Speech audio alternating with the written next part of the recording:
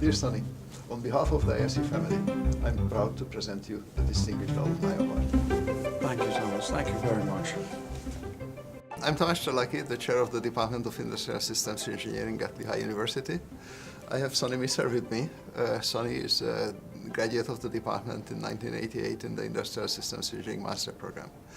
It's my pleasure and privilege today to announce and to inform Sunny that he is the recipient of the Distinguished Alumni Award of the Department of Industrial Systems Engineering. Sunny, congratulations. Thank you, Thomas. Thank you very much.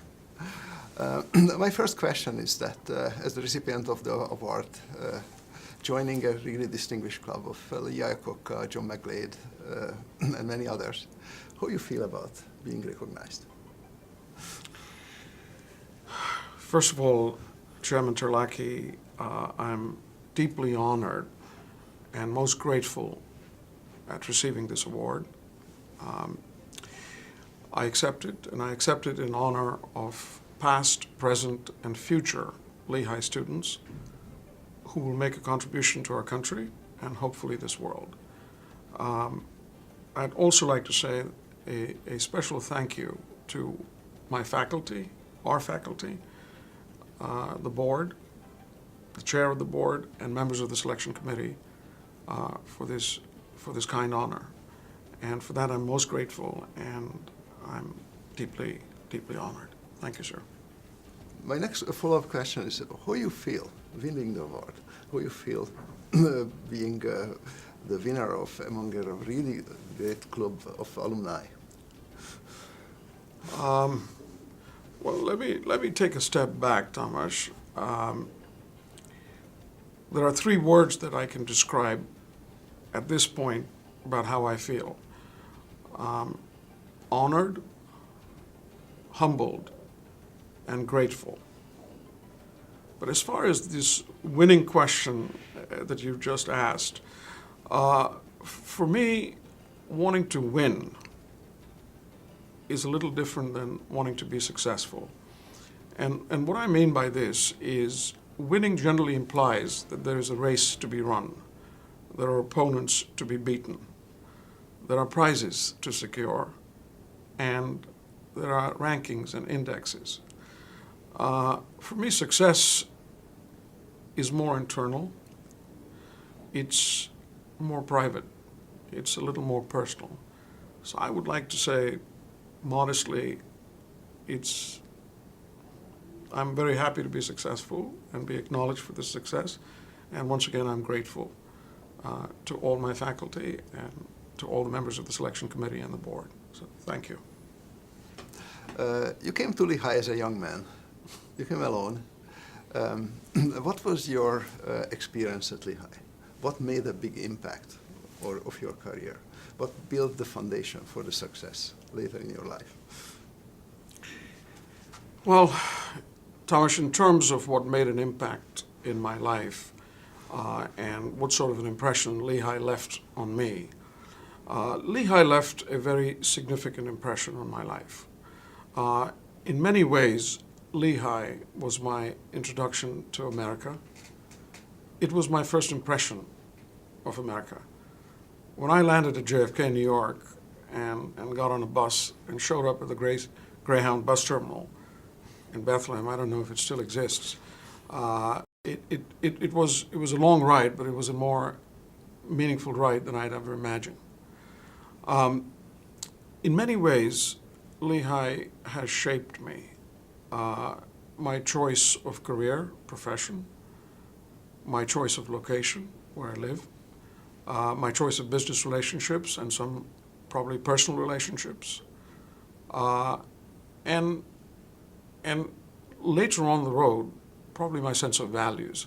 And when I say values, values is what your parents give you, but there's also a shaping process as a young adult that occurs in terms of a sense of community, a sense of local issues, a sense of contributing back at a local and a town level.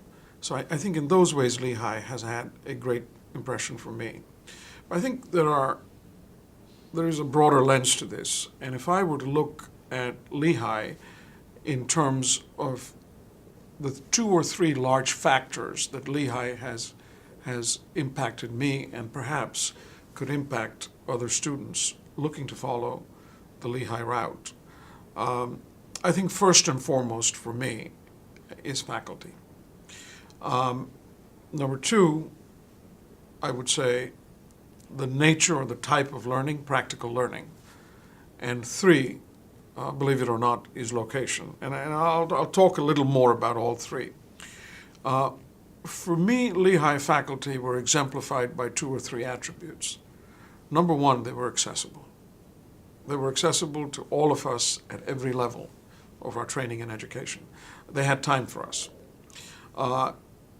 They also were knowledgeable, and knowledgeable in their areas, and knowledgeable in terms of pointing you to the right person if they didn't know enough about the question you asked.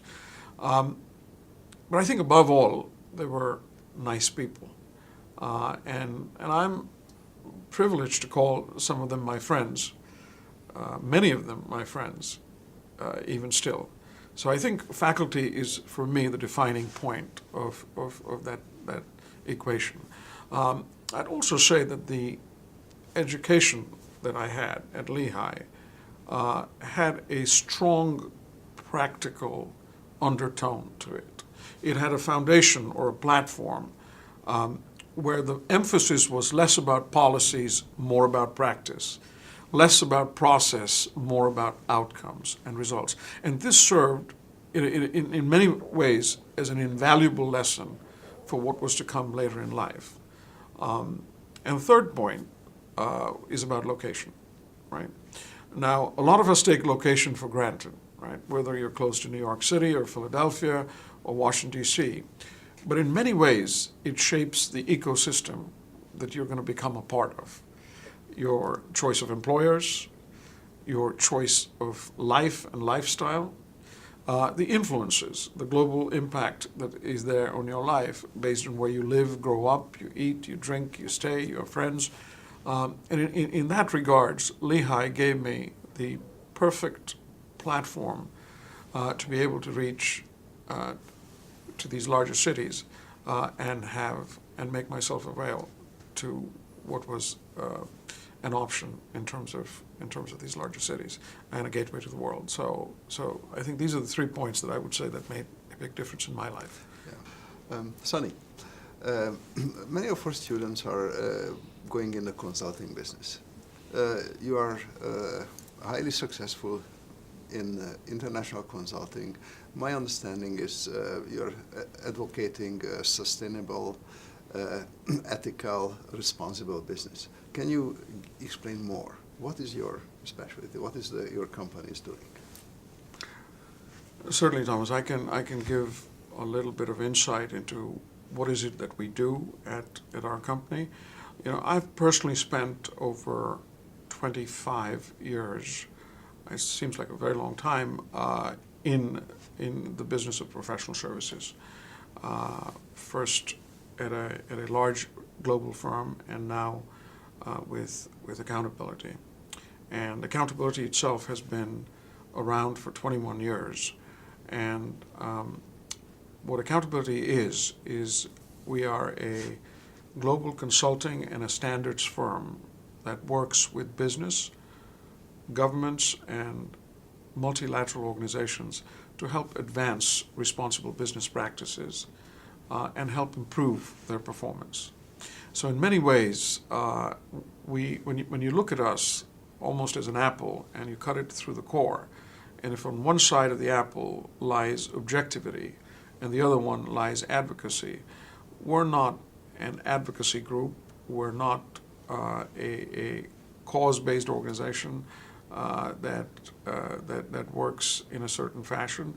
We're very much a group of highly trained, experienced, objective advisors working with businesses and governments to enable them to be more successful, to perform better, and particularly and specifically in the context of the environmental, social, and the corporate governance parameters. So the environmental, social, governance pieces are what we specialize in, and we counsel our clients.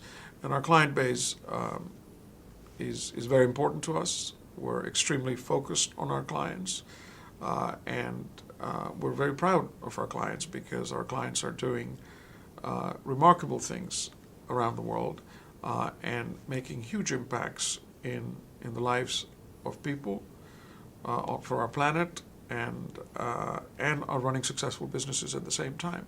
So I think that balance is very important. It is possible to do